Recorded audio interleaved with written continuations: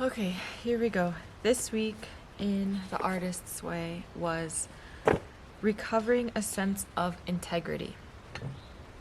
There was a quote that I really liked. If you want to work on your art, work on your life.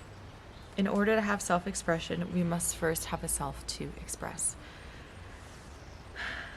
Then I had taken some notes throughout the reading that was like about Kriya, which is a Sanskrit word meaning a spiritual emergency or surrender. The author thinks of them as spiritual seizures. She said perhaps they should be spelled Kriyas because they are cries of the soul as it is wrung through changes.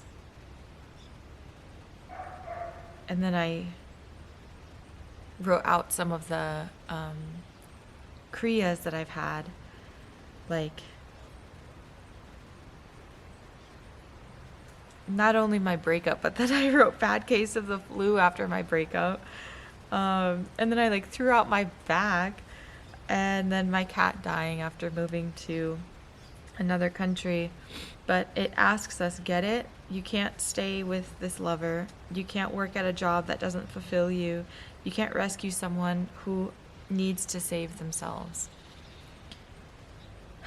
As we gain or retain our creative identity, we lose the false sense we are sustaining. The loss of this false self can feel traumatic. I don't know who I am anymore. I don't recognize me.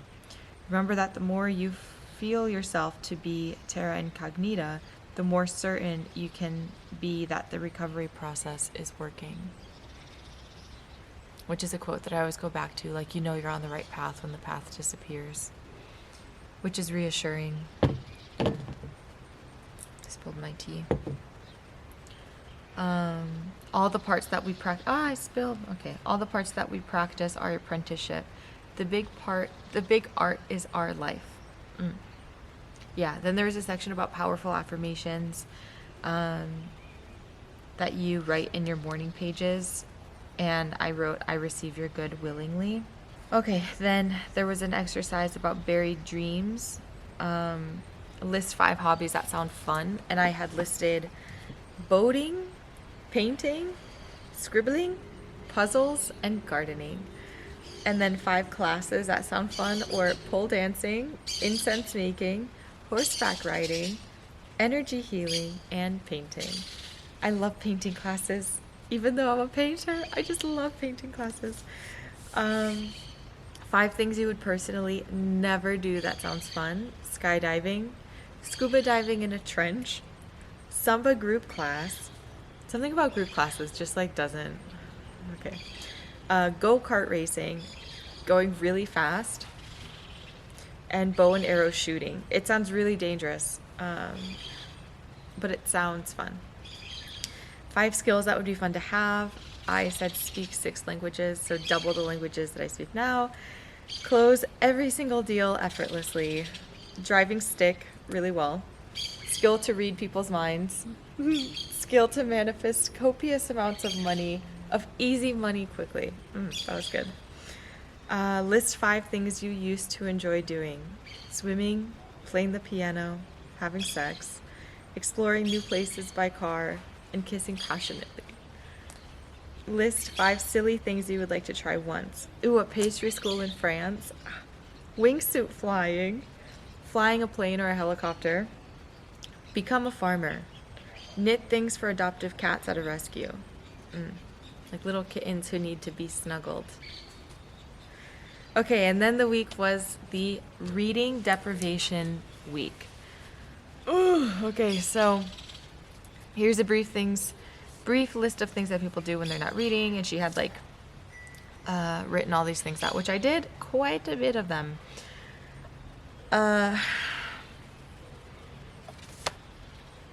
Yeah, it was a pretty interesting week because it was also the week that I went on my retreat, and after said retreat, I really didn't read. I realized that I like had spent a lot of time doom scrolling before, and that just kind of flew out the window afterwards. I was like, am I recording? Yeah, I'm recording. I just spent a lot of time in nature. I journaled so much. I filled up like an entire sketchbook of images and songs and poems and things that I am going to paint, on top of just like journal, like just writing and writing and writing and writing. Like so much came out of me.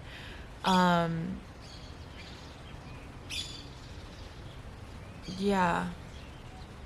I did kind of start organizing my finances. I made a template on Notion for like an income tracker. And then what else did I do out of all of this? I did meditate. I've been meditating every morning, doing yoga every morning. Paid some bills. It said write old friends as an option, but I did also write a letter. Something I did really actually want to do is, and I did also paint, but something I did really want to do is sew. Maybe I do that this week. I had wanted to sew like some pillows for the meditation area that I'm building out here in the garden. Nothing crazy. I just like realized that none of the chairs that I'm sitting on have pillows. And then my grandma has all of these things for like sewing and like bordados. I don't know what that, embroidery, I think, in English. And so I was like, yeah, I want to make some pillows. She's like, oh, here. She like already had some pillows. She's like, yeah, I don't really know what to do with them. And so I want to like embroider some little bits into these pillows for the garden. So maybe I do that this week. But no, I had realized that like so much came out of me, and also a lot of ideas for like videos and this kind of core concept of what I want to share online. Whereas before I think I'd be like, oh, I kind of have an idea, but it sounds dumb, right? And I would go and like scroll for inspiration, and then it's an hour later and I'm like, oh my god, I've been stuck in this like doom scrolling cycle. Whereas now I don't care if it sounds dumb. I just know that I need to make it because the idea came to me. So yeah, there's that. And then okay, cool. So but it was a bit, I think had I not gone on my retreat, I would have had a significantly harder time not reading. But because I did go, the week afterwards was so, I'm still kind of in that headspace, but the week afterwards was so pure that I did not want to bring anything else in. It felt like I had to express. And so it made like going on social media, going online, reading a book or whatever, I don't think I could physically take anything in. I wanted to like preserve the mindset that I was in. So, okay. Then, environment. There were tasks that I had to write out, and it was like my dream environment. So, even reading this now is so funny. My ideal environment is somewhere close to nature and also a major city. It is a green... Oh, there's a plane. Hold on.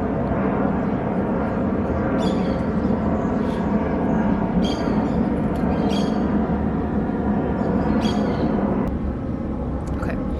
It is a green, lush, exciting, and a safe retreat. I am still connected to people and movement, but enjoy living in a quieter area in nature where I work and paint. It is hot, and sun rays are always around me. I live in Brazil, surrounded by beautiful birds and the embrace of the Amazon. While I travel all over the world for work, this is where I feel the most at home and safe. That's really beautiful. Okay, then time travel. At 80, I am living in my beautiful house in the jungle, watering my plants and painting. I make giant canvases and have a few young helpers to assist me in packaging, delivering, and shipping to clients all over the world. After 50, I enjoy doing a world tour through the continents, eating good food at each place, and laughing with friends and strangers. I'm proud of myself for my museum exhibitions, but most importantly, all of the people I have connected with through my art.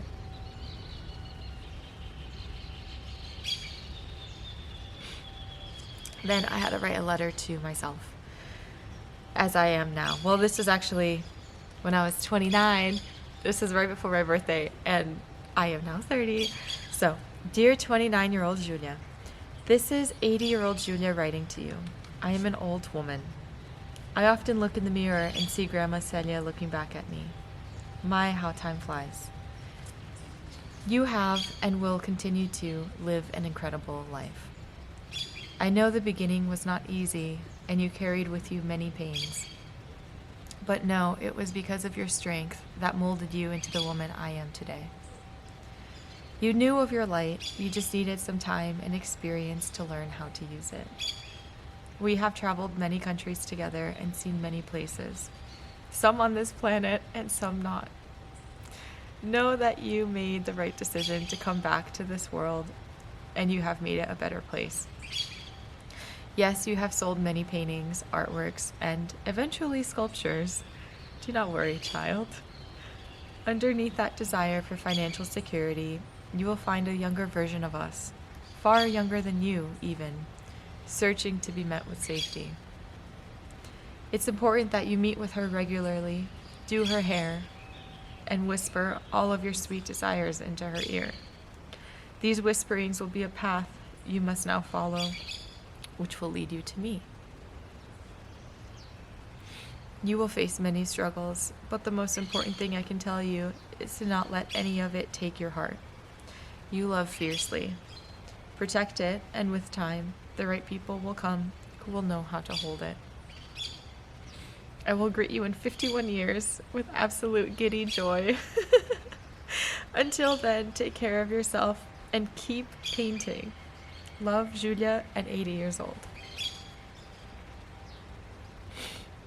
Because of the retreat that I went to, reading this is like, there's so much.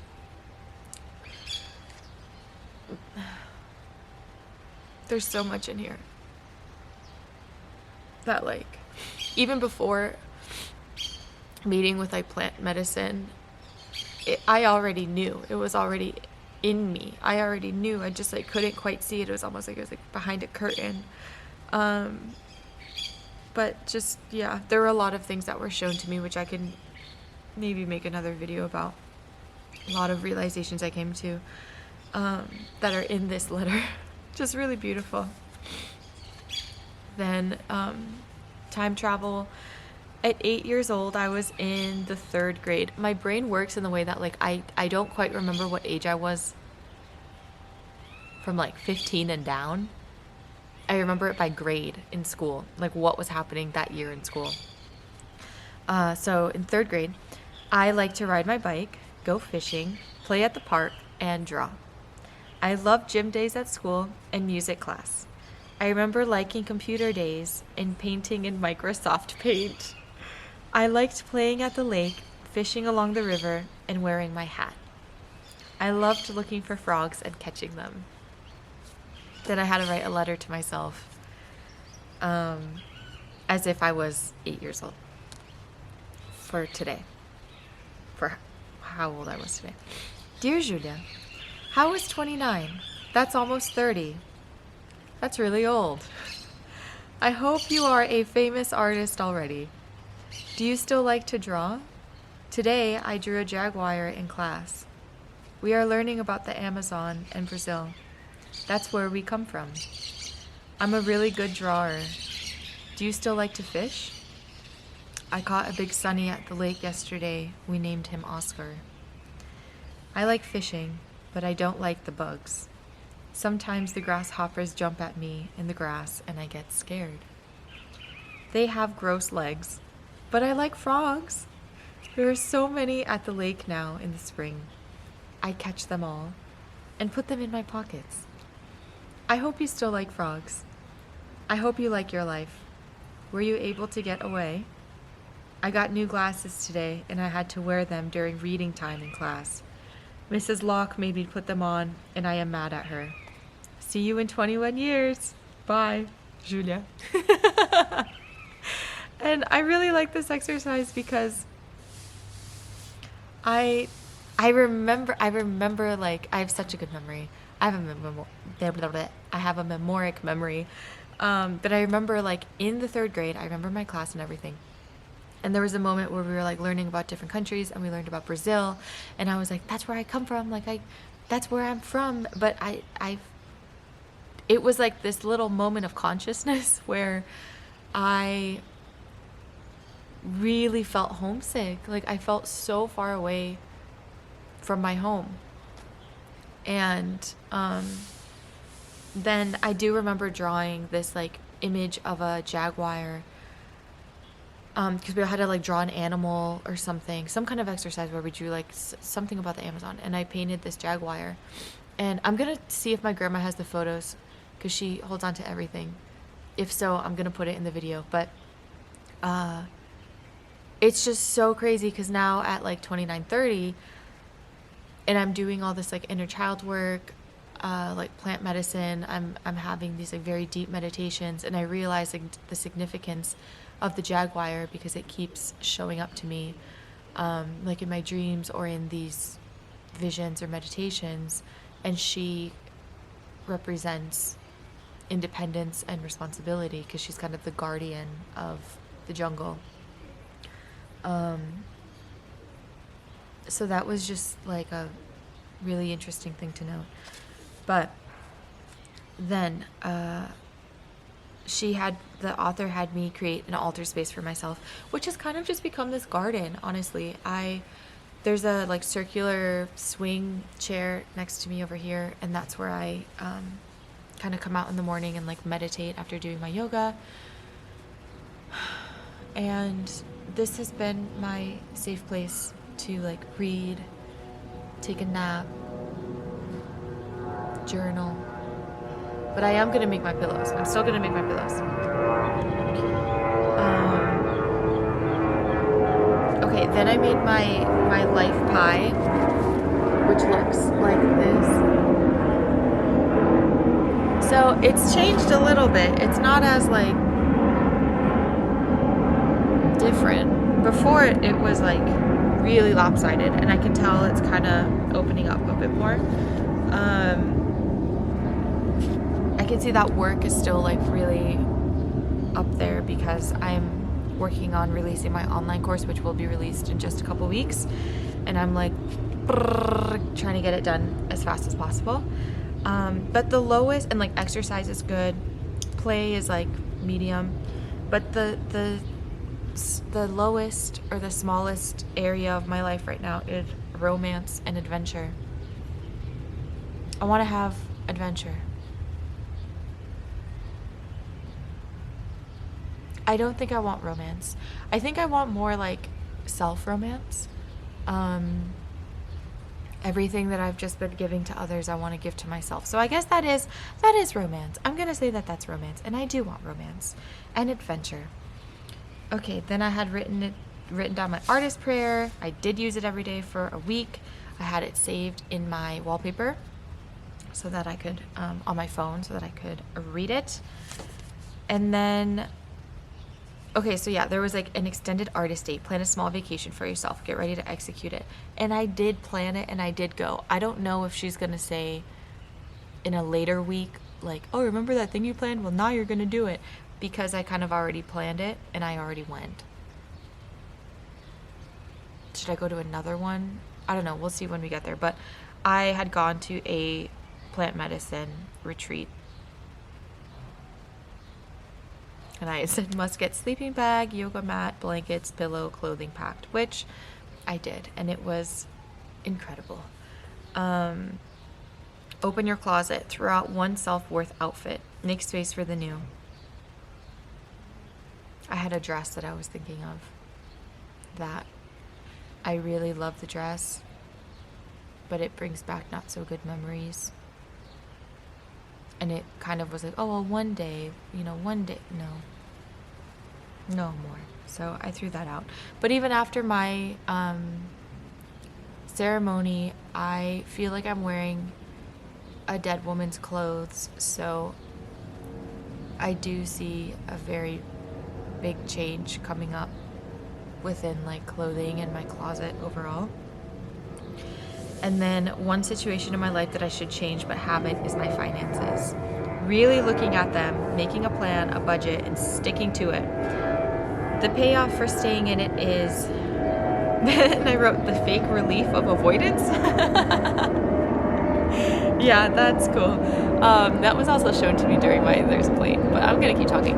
That was also shown to me during my ceremony with plant medicine. And yesterday, actually, I had gone in and like printed out all of my finances, remade like a financial budget each month so that I actually know what's coming in and what's coming out.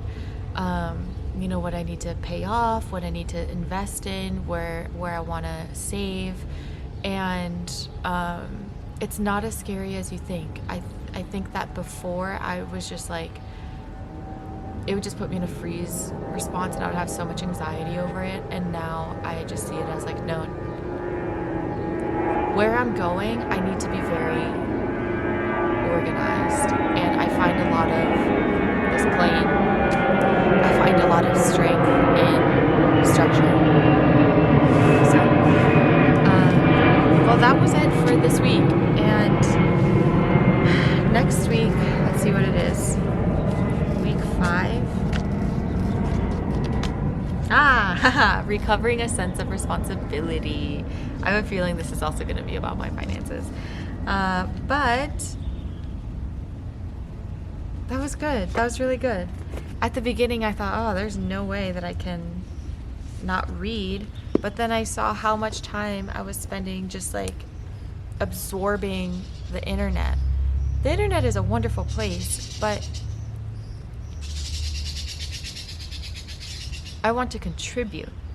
I don't want to just be a sponge. So that was really good. All right. See you next week. Actually, before we go, look at this beautiful baby. She is sleeping in the flowers. Oh my goodness. So beautiful. Oh, here she comes. All right. Whoop. Hold on, because I almost forgot my check-in. Hi, Meow. Okay, this was the check-in for week 4. So I did do my morning pages every day. The experience was very good. I just love them. There's nothing else I can go into. I did do my artist date, which my retreat wasn't actually my artist date. That was just something that I wanted to gift myself for my birthday, because it was my birthday on Saturday, and then on Sunday was my retreat. But that week I had already scheduled my artist date before. So I went to a martial arts class. It was so cool. It was so cool, but I was so scared. So like, and I wrote about this, but the class was actually, like, the place was actually a synchronicity in of itself, because I think I talked about this before, but I had gone to get coffee with my grandma one day, and we were like looking for this cafe. Turned out it wasn't even there. It was in a different place, and she forgot.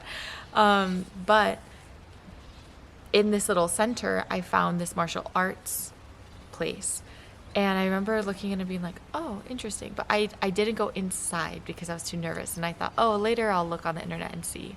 And I had all these things in my head of like, oh, it's probably like really expensive. You probably have to like sign up for like a whole thing and blah, blah, blah, blah, blah. No, I look on their website and it was like, your first class is an experimental class and it's free. So I was like, gotta do it. And I did. Going into it, I was really, really scared. I was really nervous because the whole reason for me doing it was like to face my fears, because the way that I had like grown up with so much abuse growing up. My sister did taekwondo for like years. I honestly think she might have become a black belt or a brown belt. I'm pretty sure she was a black belt. I don't really know, but she did it for years. And meanwhile, I stayed in piano for years. And so all of that information that she learned was used on me. And so going into it, I was like, okay, I have done like a lot of therapy over the years, and that's why I feel so okay talking about it. But I was also like, okay, this might be like putting myself in a position that might bring up some feelings, but I am strong and I am capable, and I know that I can face my fear, because I also have this side of me that's like, you know, like an assassin, like a mosquito assassin, or like I want to be like combat, you know what I mean? So it ended up being like a private class. There was nobody else in the class. It was just me and the instructor, and super, super cool. He was such a nice guy. And I like learned stances, I learned punches, I learned some different types of kicks. I've worked on my mobility, and then he had me do a test that was like a minute each round of like just punching, just kicking, push-ups, sit-ups, and something else that I can't remember right now. And then based on that number is like where you are in the belts, right? And turns out I'm a yellow belt, which is one step above white, which is beginner. But it was really, really cool. And I can definitely see myself going back. Yeah, I was just really proud of myself. I left knowing like I am strong, you know? And then, okay, so another question in the check-in was if there was any synchronicities this week. And there were, because I went to a family barbecue over the weekend, and this was also like after my ceremony, so I had seen things and felt things. And anywho, I knew I was kind of like 1 foot in, 1 foot out, and I thought I'm not going to say anything because I don't want to scare anybody. Oh my God. Oh, there's a bird. Oh my God, I feel like Miss Gray's about to jump into the pool. Hold on. Okay, the bird landed on the pool cover, and then she's like right on the edge, and I know her. She's gonna jump into the pool cover. So crisis avoided. But what was I saying? Oh yeah, no, there was just a moment during this barbecue where there was like all the women in my family kind of just chatting it up. And I don't really know how the conversation got here, but we were, because like my cousin's wife's mom was there, and she was talking about how, what was it? She like always wanted to do something. I think she was saying how like she always wanted to play the piano, and I was like, oh my God, I was classically trained in piano for like 16 years. And she was like, what? And I was like, she's like, oh, but I'm too old to learn. And I'm like, no, you're not. You are never too old to learn. And I was like, now more than ever you have the time, because you're not, you know, your daughter's already grown up, she's married, she's like out, she's living her own life, like you gotta live yours too. And then that kind of opened up this conversation where we saw that like okay, so she wanted to play the piano. That was always her dream. And then like I played the piano. And then her daughter, my cousin's wife, was like, oh yeah, I had said like, oh, I always wanted to take ballet. That was always something that I like, dreamed of doing. I wanted to be a ballet dancer. And she was like, oh my God, I've been in ballet for over 20 years. What? And so I had asked her, I was like, where do you take classes? And she gave me the instructor's name, the instructor's contact. And I'm going to see if he can do like a beginner adult class, or I've never done ballet before. I've never even, well, no, I took a dance class in high school, but it was like for credit, you know what I mean? And so it was just like a really nice synchronicity. And then we went all around the table, and sure enough, it was like another aunt had wanted to speak English, and now I'm like teaching English. And then my other aunt wanted to sing, and my grandma wants to paint, and like all these things. But I remember my aunt had said that she wanted to sing. She always wanted to be a singer. And I just looked at her and I was like, oh my God, I felt like I was going to cry, because that was like this main theme that kept showing up during my ceremony, was how my voice was trapped and I was fearful of using my voice. And in this ceremony I was shown like a whole host of things, but like my power and the power in my voice especially, but how it's like a thing within my family. Not just the women, but like just the people in my family. And how I need to talk. And that kind of opened up a whole other floodgate of things. But when she had told me that, I didn't want to freak her out because nobody really knew that I had taken this plant medicine. And so I just kind of looked at her and I was like, that's something that runs in our family, huh? And she was like, yeah, you know, even your grandma, like she was like, I remember growing up that when dinner was ready, she would like go to scream and be like, like Ferdinand to call, but it'd be like, and like nothing would really come out. And I was like, oh man, that's so interesting. So all these little synchronicities now are kind of coming up. So, okay. And then it had asked if there's any issues that came up. I kind of bled both of those answers together because I said overcoming the fear with my voice. Now that I'm aware, I can choose differently. Fear of judgment is only me judging myself.